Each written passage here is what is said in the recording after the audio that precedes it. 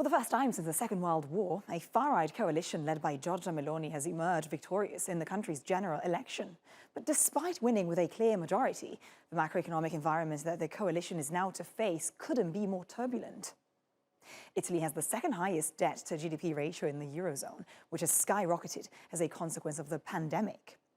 Its annual inflation rate reached 8.9% in September, driven mainly by food price hikes.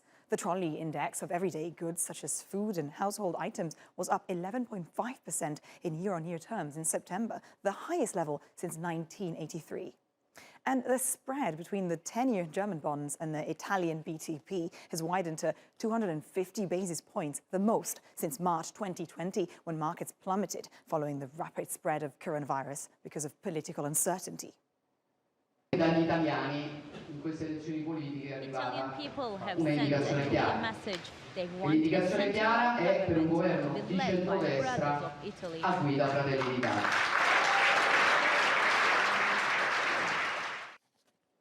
But even though Italians seem to have sent a clear message, analysts worry that her government may be short-lived amid some of the worst economic challenges of the decade.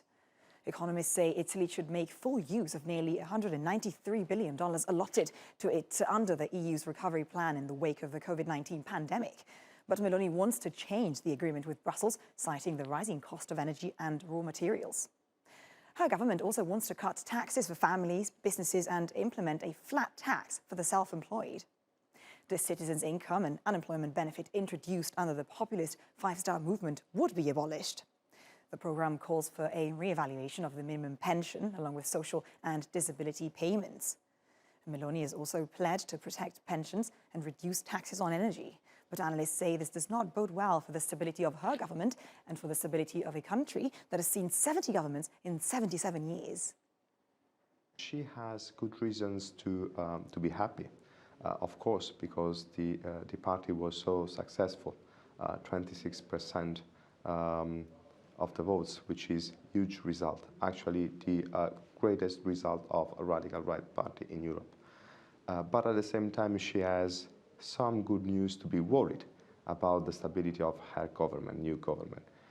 And this is due to the fact that the other partners of the coalition did not so well. This is true particularly for the League. Going below 10% means that this probably will open fractures within the party and fractures within different factions of the party. And this might result even in a crisis.